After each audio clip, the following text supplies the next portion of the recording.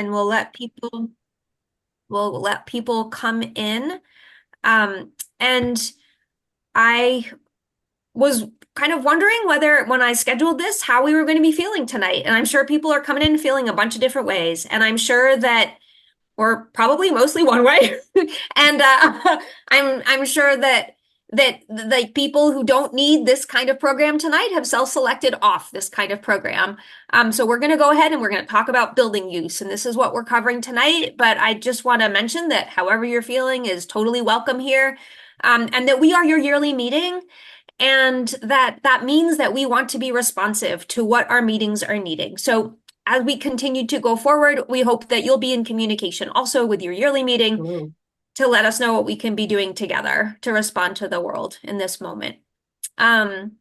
So what we're going to do again is have our panelists. I just want to introduce them. So we have Sharon Ottenbright here from Detroit. Thank you, Sharon, for joining us. We have Elise Yoder here from Pittsburgh meeting. There she is. And we have Rick here from North Columbus. There he is. Perfect. All right. So all of those folks up together. Let's take just a little moment to center ourselves before we begin, friends.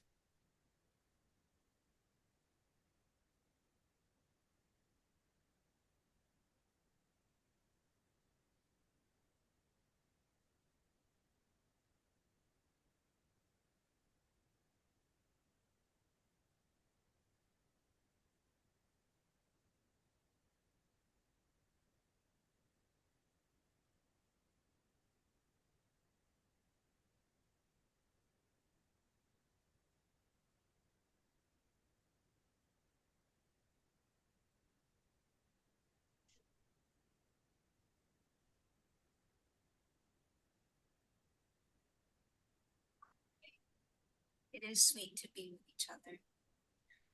All right, well, I'm going to go ahead and start to ask the panelists questions. If you would like to see what they look like, you're welcome to go up to view and select speaker view, and that will help you see them a little bit more clearly. And I know at least one of them is planning on sharing the screen, although that wasn't a requirement. So if you're not doing that, no worries.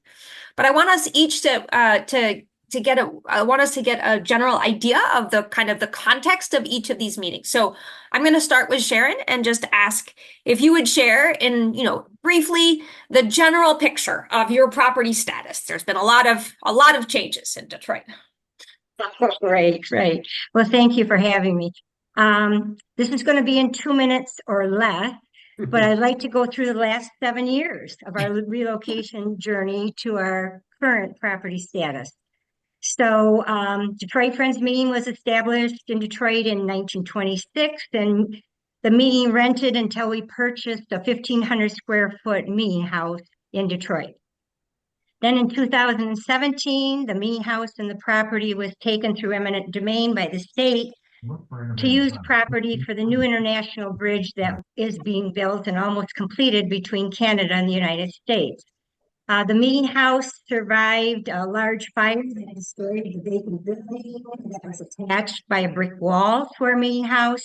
There were break-ins, stolen property, copper wiring was stolen, tools, furnace, appliances, flower pots, trash receptacles, and etc. But we never thought of moving. The compensation for our property was significantly less than a church that was next door to us because we were not viewed as a religious organization due to the state because we had a lack of religious symbols within our building. The first lawyer could not tolerate the Quaker process and so dropped us as clients.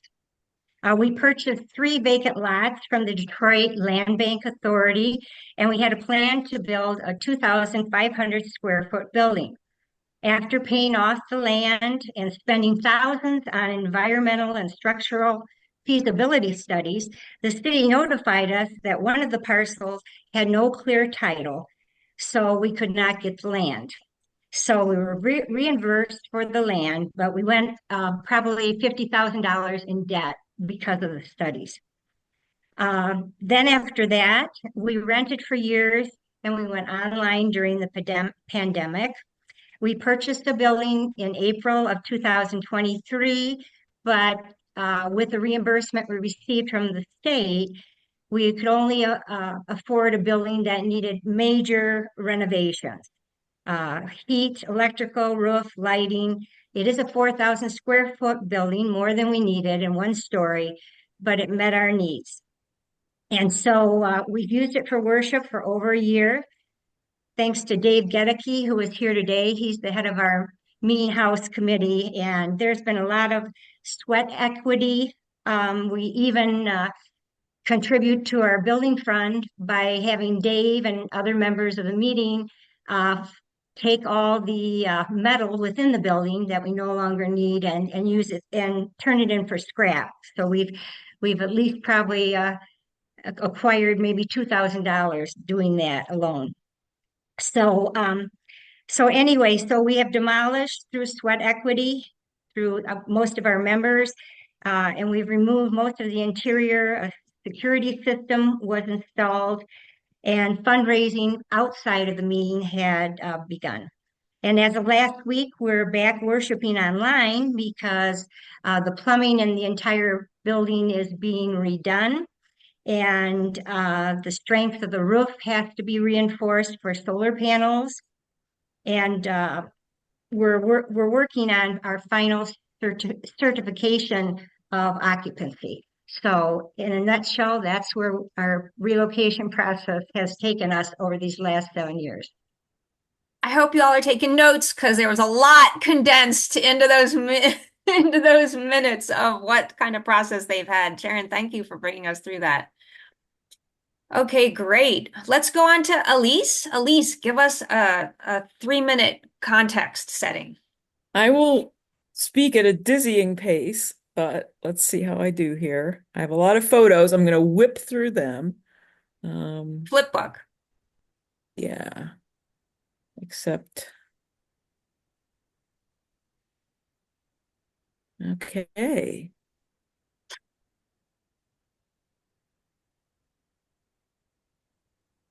Looks like you might just need to share a different, we haven't Got picked it? the right screen. We don't see we see that you've gone into screen share, but we don't see your screen. There you go. We got it now. Okay. So, I thought I have a perspective on our building that is not shared by everybody, and I want to be straight about that. This is about my conflicted relationship with our building. There it is. It is a mansion about 100 years old in the University District. It's a primo location. Um, it it was this, private wealthy person's mansion, and then it fell into hard times, and it was a boarding house and not a very nice one. And our meeting bought this property in 1965 and moved in 1966. So there it is. Look, oh, isn't it gorgeous? So, we have this is actually our old outside space and receptions in the back garden. We have a pollinator garden. Here is the old meeting house. This meeting room is the reason really that we bought the house. And it was the mansion owner's private art gallery. And that's why there's burgundy velvet on the walls. Receptions, old kitchen, we got a library. We got this sort of shabby chic upstairs rooms, although it's really just shabby and not chic. Look, there's like stained glass, beautiful touches. This is where a bunch of people who've had weddings there pose, for pictures. We have a carriage house. Okay, we did a renovation in 2019 and we extended the side of the building, beautiful new access corridor, hallway, skylights, our new revised meeting room. Okay, so I started attending in 2002. I loved the building. It was charming. It was perfect for us. And I knew a lot of people had, long time associations with it, fond memories. However, I was like it was like I was a duck watching a duck, floating placidly along a pond, and I didn't see the paddling feet until I joined the finance committee, and as my first stint as clerk, they said to me, "Oh, by the way, your first year you will be on the building and use committee, personnel and building use committee." Um, yeah, and then my view changed. So now when I saw the building, I saw it like this: percentage of our annual income, 44% related to our renters of, our space. 65% of our annual expenses, an untold percentage of our volunteer hours. And I looked at this differently too, the renovation. Yeah, 1.4 million. Now we have an annual mortgage of about 40,000. And sort of as a result of this, we've had to formulate some really aggressive goals for long-term savings. And I just want to say, so the fact that we have tenants, long-term tenants, and occasion, like one at a time space rentals, gives rise to all these and many, many more issues, things that we have to be aware of and try to educate ourselves on and make policies on. And yeah, so in fact, this is not actually my phrase. Somebody referred to us a little bit gloomily or grumpily as Quaker Rentals Inc., because that's a lot of what we paid attention to. We've had house managers until recently to oversee all this, and of course, all the things that go with being an employer. And there we are, a bunch of non-experts pretty much trying to handle all this. Owning a big old publicly used building, I've just noted a few of the things that came to me top of mind. Leaky roof is on there. We have like the most complicated roof in the whole history of civilization, I think. There's, animal intruders. The lift isn't working, the gutters are leaking. And the all-important boiler siphon valve inspection, it's actually a line item on our budget. So in short, I am quite ambivalent about our charming yet attention and money hogging building. Thank you, Elise. Highly evocative visual picture of Pittsburgh's situation.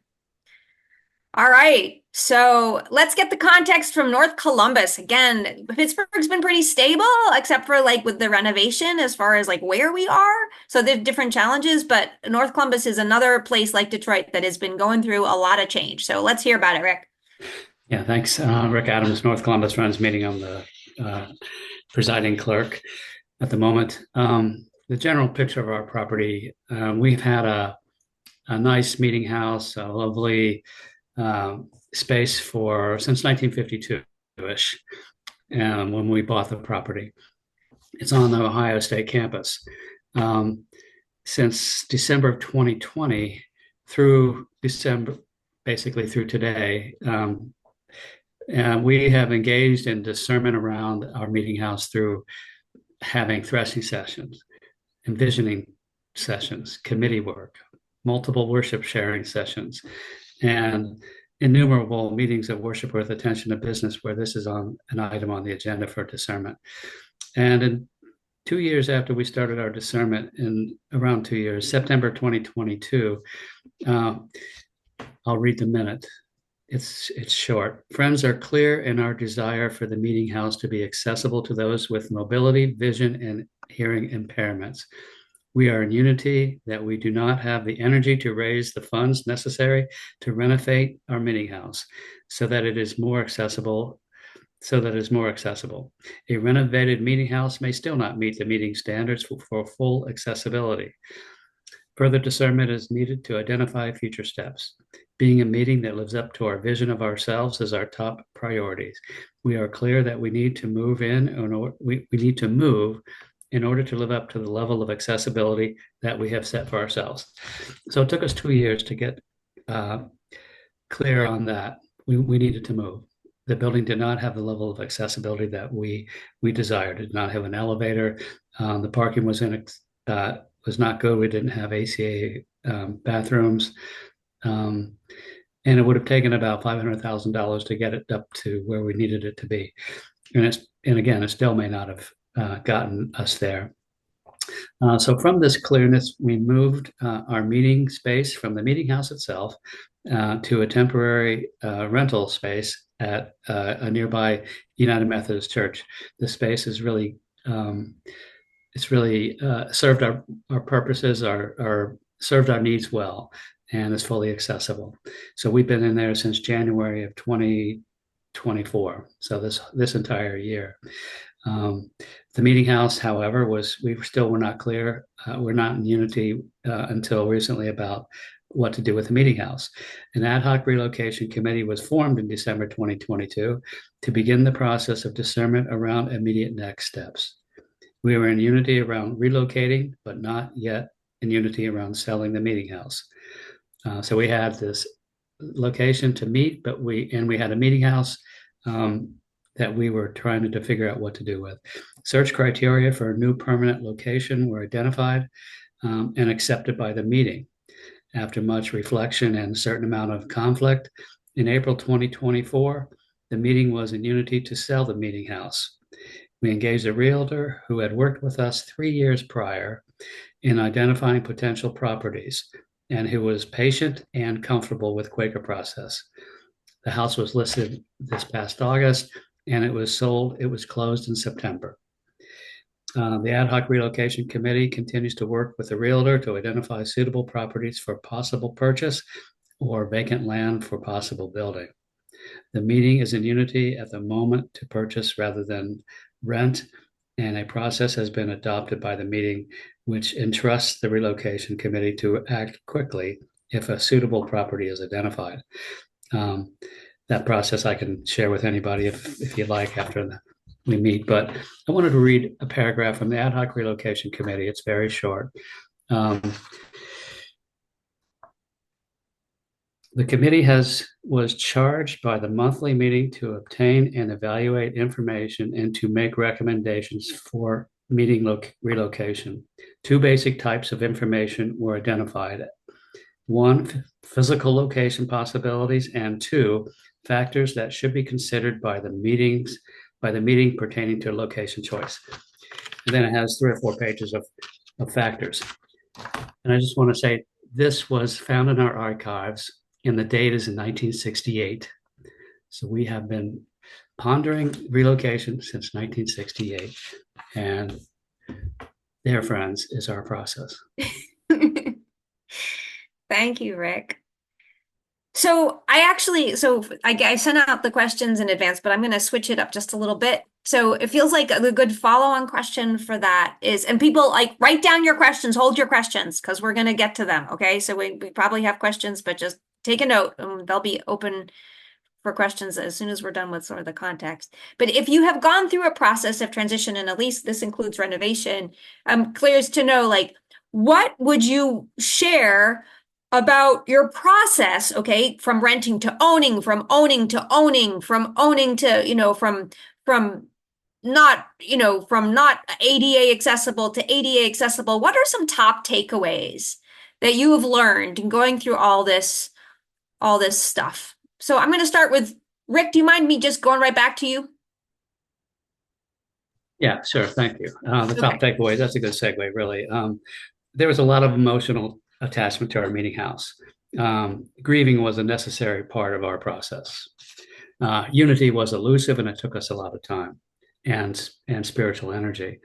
And from my perspective, and others I think as well, we found that spirit can be obstructed by ego with a kind of attachment that can come with owning a house for that long and having it be your home. It's important for us during our process that we found a realtor that respects our process, even if they don't quite understand it. They were willing to go along and be as understanding as they possibly could. There was no high tension around that. And It was also important to our discernment process to find a way to enable us to act quickly in the real estate market. So when we sold the house, we didn't have to wait a month in order to for the next monthly meeting to discern whether to accept an offer. We entrusted the ad hoc relocation committee, and we were able to have a called meeting and so forth. And the same holds true for the purchase of a property.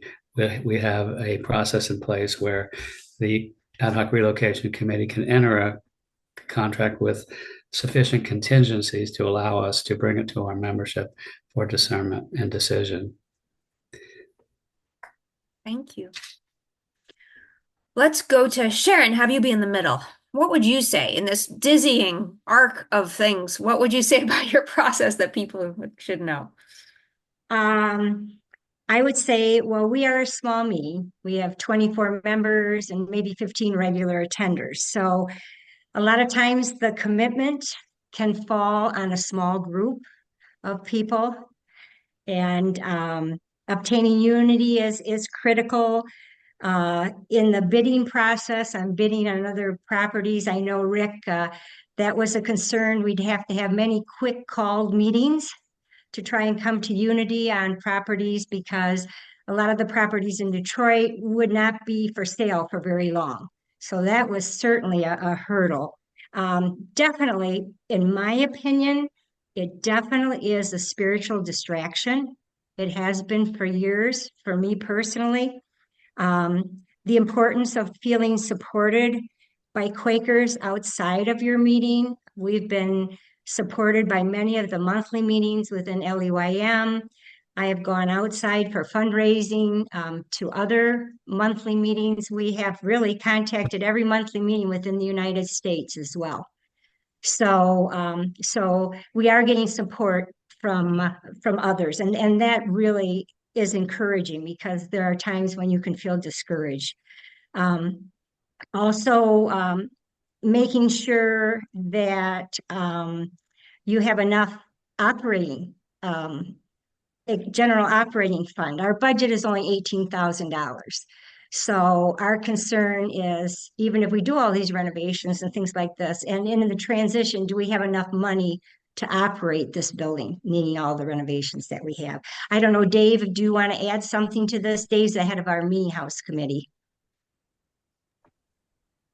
Yeah, I've been the convener of the ad hoc relocation committee since 2013, and it took many years of property searching, just discernment about what was going to happen for at least 3 or 4 years, and then about 5 years of property search. And it has been very disruptive, and it has upset um, the spiritual life of our meeting. So the stress of financing, uh, running into dead ends, like with our experience with the Detroit Land Bank, and contractors, bids. We wanted to build a new building, but the cost was like 1.5 million in addition to the cost of the property. And we realized that we really just couldn't pull that off. So we were back to looking for a suitable building that could be renovated, and took a long time. So yeah, basically our goal is to have the very low operating cost by having the most efficient heating and air conditioning and lighting systems, including solar energy batteries, to possibly eliminate our utility costs. And considering that our annual budget may increase a little bit, it would probably not be able to cover the maintenance of a larger building that we acquired, 4,000 square feet. Plus, this extra space in the building we have determined could be a tenant area that we could have income to offset operating expenses. But as Elise has noted, that's a management challenge you know, unless it's we're not really talking about renting for weddings and that sort of thing, but to have a permanent tenant in the space of about 1,000 square feet. So that's kind of our long-term plan, and hopefully that will offset operating expenses in the long run. Thank you both. Okay, so again, like in the process, what do you, well, like, here's a bunch of meetings that are listening. What do you want to tell them about the process? Right? So tell us, Elise, what do you think? I would like to echo Sharon's phrase of a spiritual distraction. Um, I think she's correct that a huge amount of the work tends to fall on a small amount of people. And that's just like the routine ongoing work. Um, and you're trying to say to yourself, okay, I'm doing the work of the committee. This is the work of the meeting. It's spiritual. But, when you're scheduling the boiler siphon valve inspection, it's just hard to feel that. Um, our renovation process was, I mean, I would characterize it as a huge distraction. It was like 6 or 7 years from start to finish, at least. And not just the sort of nuts and bolts, and when we got to the point of working with an architect and then the project management, but the sort of endless discernments that had to happen along the way, and emotional labor. There was a lot of tension around the whole renovation process, as maybe especially as the budget for it just went up and up and up and up. I wanted to say too that the Pittsburgh Friends meeting has periodically undertaken the question of, well, should we relocate, including from well before I was there. And that happened before the renovation process. And then we raised the issue again just last year, we the clerks, because our financial trajectory was not looking good, um, especially given this new mortgage. And it was clear to us that there would not be unity, that it didn't seem possible to reach unity right now. So many people have such a deep emotional connection to the meeting house. Either that and they just don't want to think about financial details or anything like that. Um, so we, the clerks, have backed away from that. And I'm sure it will resurface at some point in the future when I'm no longer clerk. Thank you. So I want to ask everybody. So I was thinking like, so Rick, you're the one who's had experience with renting most recently, but I wanted to get the voices of folks who have rented and owned in this space, right? Because I hear, or I certainly heard when I was talking to everybody, complaints from both sides. Like people who are renting are like, it's hard to rent, and people who are owning, it's like it's brutal to own. So like I'm not going to say that there's an easy way to do it, but I would love to hear your perspective on like what if you were gonna like tell somebody what's it like to own or what's it like to rent? What are things you need to be thinking about when you're approaching some of those things? What would you tell them? So I'll start with Elise. Let you go first this time. So you've shared a lot, but is there anything else you'd say about like, and again, you said that you don't represent every voice in the meeting, and that's fair. So you can maybe say like what other people have said as well, because you've been listening to them. What would you say about like what are the things you need to know about owning?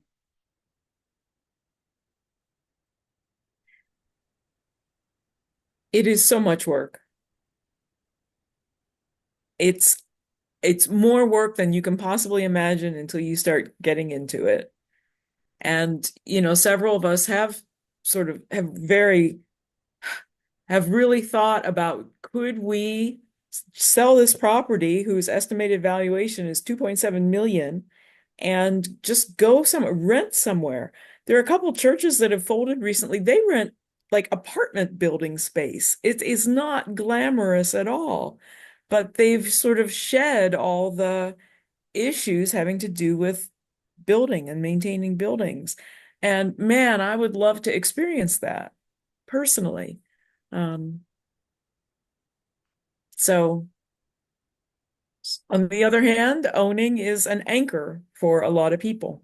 Yeah, because they get it, they can come to the same beautiful old house for decades. I am going to throw in, since we both share Pittsburgh membership, Lisa and I, that what I have heard from other people around owning is that it enables us to, even though, as Elise rightly points out, is a ton of work and that work doesn't fall on everybody, that it enables us to do things in the world that feel really good to friends.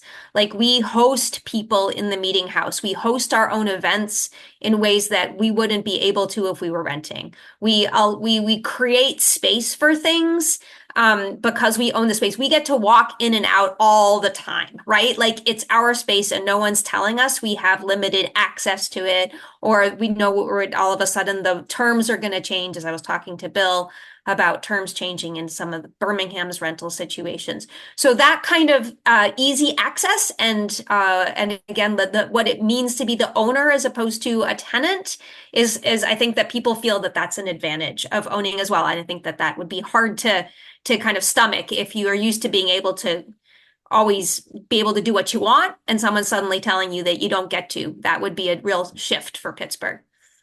Okay, so I'm going to hand off to Rick now.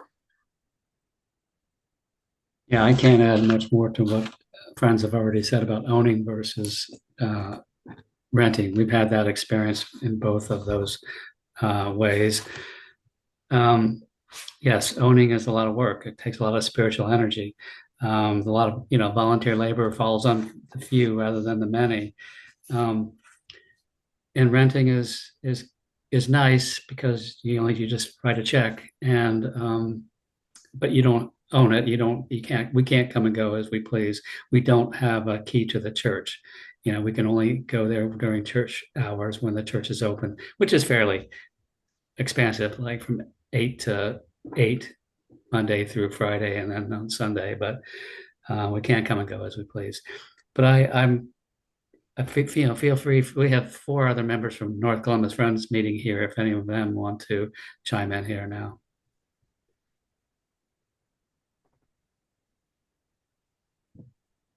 Maybe not. I will. One thing with renting is we have to set up and we have to break down. And there really isn't the good, the social time or the extended time afterwards while we're like on somebody else's schedule. And Zoom is very helpful because like our business meetings are run online. But it's been pretty eye-opening renting, and I think it's taught us a little bit about things that we like and we don't like about the space compared to our old space and how it's laid out and the doors that people come in. It's been, I think, a good experience for us to help redefine what we need. Am I right, North Columbus, that you have a space in the church for X number of hours on a Sunday? Right, and that's what Judy was referring to. We have that space for worship from 10 a.m. to 12:30. Our worship starts at 10:30. But volunteers have to come in, set up, and then at the end of our worship time and our fellowship time afterwards, put the room back in the way we found it. So there's not an ease of just entering a room when quiet. A lot of times we're still setting up when people are coming in. Okay, thanks. Bob, I see your hand, but we're just going to keep on holding off. It seems so unfair because I'm asking them questions, but we're going to hold off from the everybody else until we're done with a couple more questions. Sharon, what would you add? I like the term that Elise used, that you feel like you have an anchor. You feel like you have a permanent home when you own. And we found too, by having a permanent location, that we're attracting a lot more interest in terms of having new attenders come to our location. We are in an underserved area of Detroit.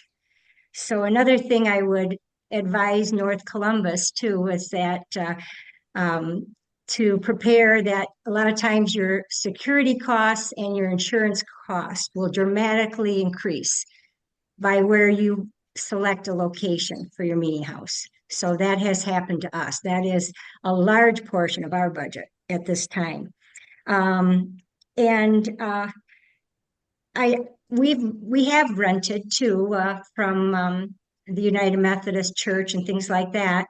But when we've rented, we've only been there maybe for several years, and then all of a sudden the property that we were renting in that years ago might have been maybe $300,000 in value is now 1.5.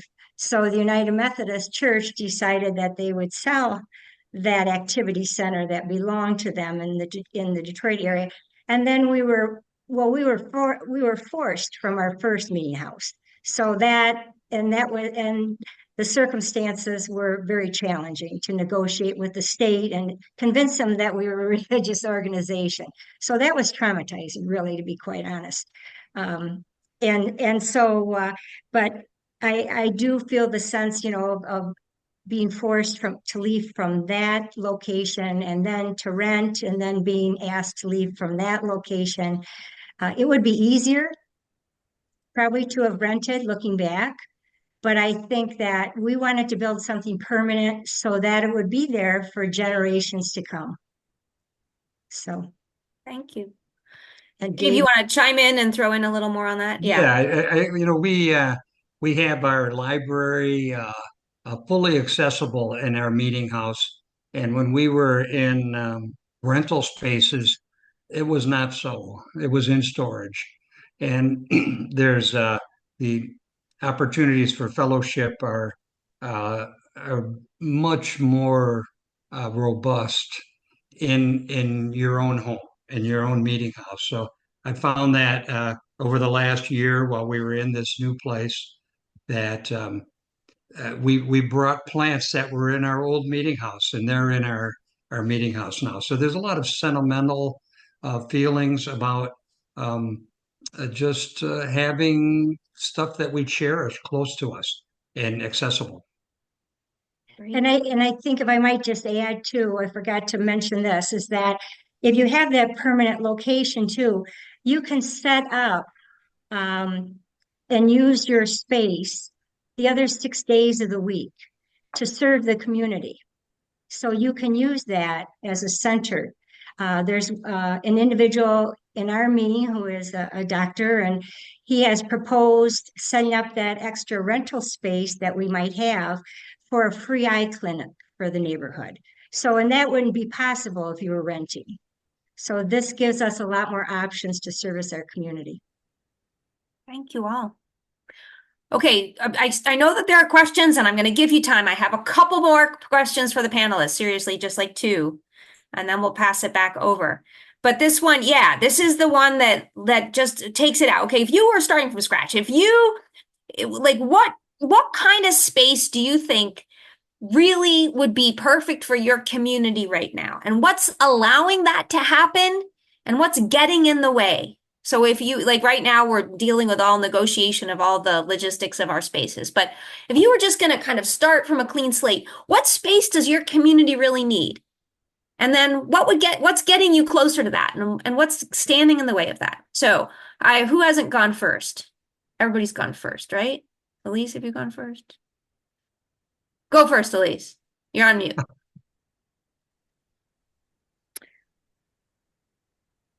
We've actually given some thought to that, especially in these periodic reevaluations.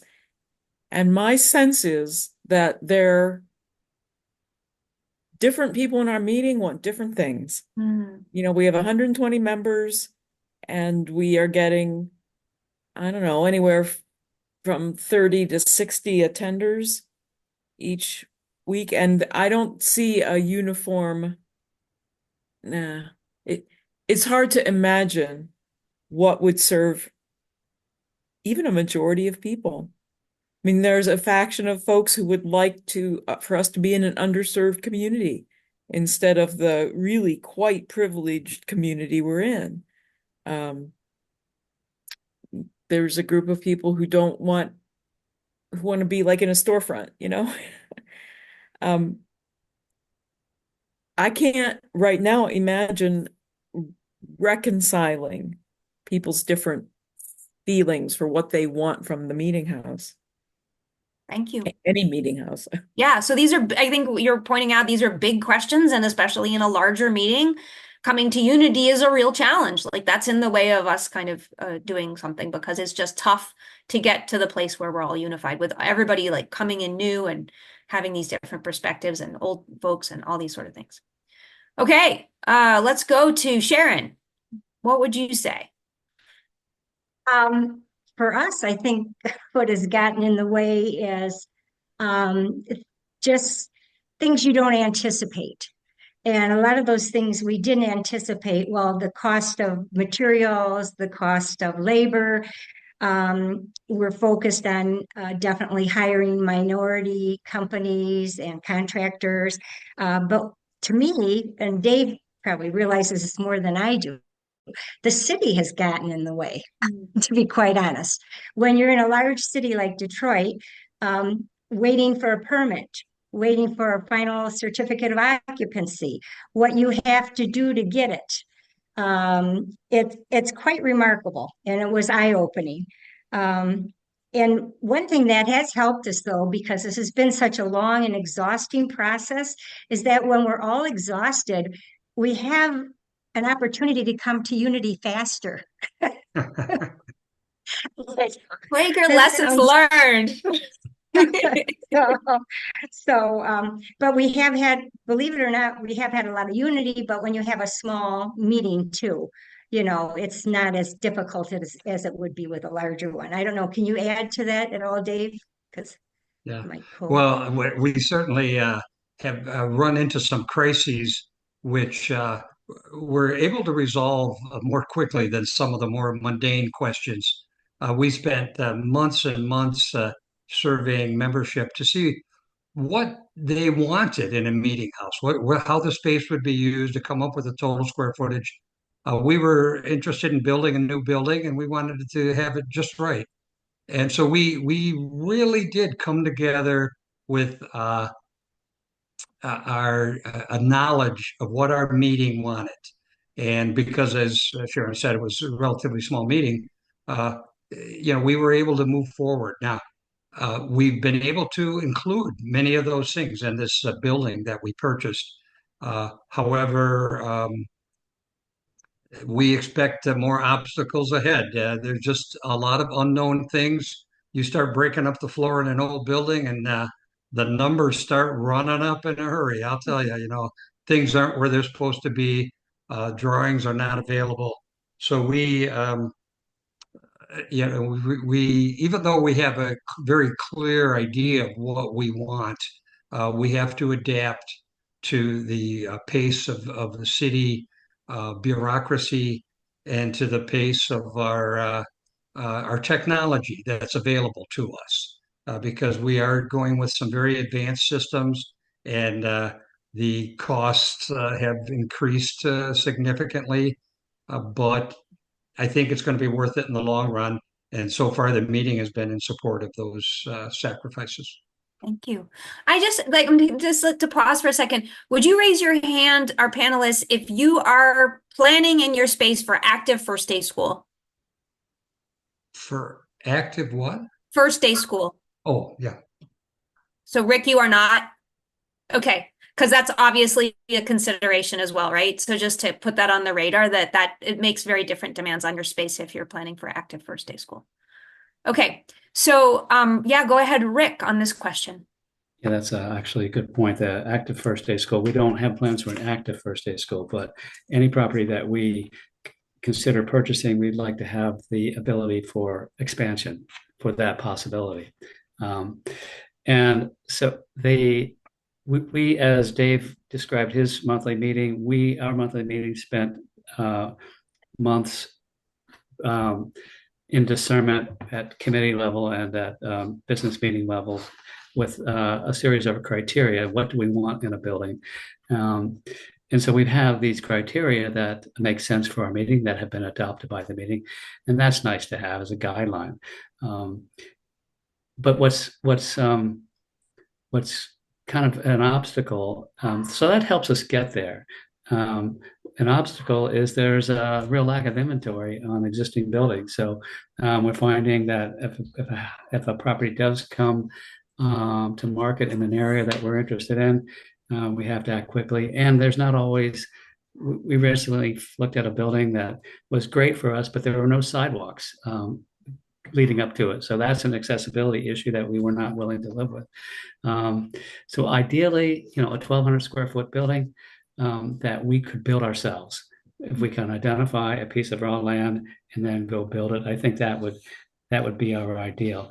On the other hand, as our meeting continues to discern, we might find that this pile of money that we're sitting on as a result of the sale of the meeting could be used in a way that that spirit might lead us to a way to use this money that does not involve buying a building, and we may continue to rent. I'm not sure. I'm just spitballing that. Who knows where we'll end up. But right now, we are interested in buying a property that will suit our physical needs. Thanks, Rick. All right. Did everybody get a chance to answer that? I lost track. Yes, we did. Okay, super. Okay, last question, guys.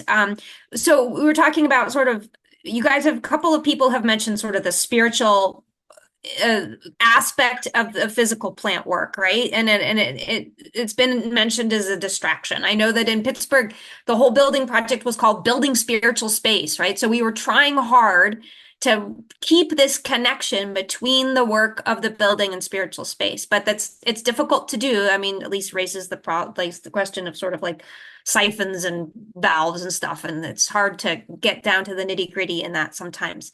But I'm curious to know, in meetings of various sizes, how do people in your meeting feel about the connection between the physical plant and the spiritual life of the meeting? And how have you been able to reinforce that connection to the nitty-gritty, or what has been, again, a challenge in that? So I'll start with Rick. Why not? Yeah, sure. Why not? I don't know whether I have a good answer for that, and others can chime in if they're here. But our friends feel a strong spiritual connection to the building we left, and seeking a similar feel is a big reason why we're looking to buy rather than rent. And it can be tough to reach unity if one spiritual connection to the building is so strong that it blocks the light of our corporate discernment. That's been my observation and experience with leaving the building, and I think the same can be true in acquiring a building. It's not just right. It's not just right. It's not just right, and it may take us a long time to get there. And as I said a minute ago, we may decide to rent. That renting suits our needs if we can find a building that we can have as our own. Right now, we rent space. But there's a possibility of renting as our own. Yeah, and I don't know if that spiritual connection would be there and sufficiently for our membership to be in unity in renting. Thank you. I see your hand, folks in Ann Arbor. I'm just going to let everybody answer this question, then we're going to have questions. But also, people, feel free, if you're going to forget it, to type it in chat. And then that'll be a good way to capture your questions as well. Okay, and I'm going to go to Sharon next. How is that connection fostered or not fostered? Well, we certainly had a very strong connection to our former meeting house, and that was severed. So in a way, that was easy because the decision was made for us. Right now, the building we've been in it over a year, and I can speak personally because I feel a real connection to it. First of all, we have a very strong connection to the city of Detroit. There was never any discussion that we would go outside the city of Detroit and create and find our building. So I think for myself, as I enter this new building, and I just really feel a sense that we are building something for future generations to appreciate and to worship in. And every time a new person comes into our worship space out of interest or from going to other Quaker meetings during their spiritual journeys, it's always it's always, I don't know, made me feel a love for this space. So, and I think others are starting that's going to develop over time and it's going to even become stronger for us. I really believe that.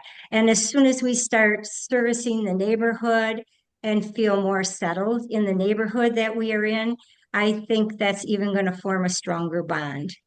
So, Thank you. Elise. Well, for me, it's sometimes hard to distinguish between spirituality and sentimentality. I mean, yes, people remember getting married there and having their children there.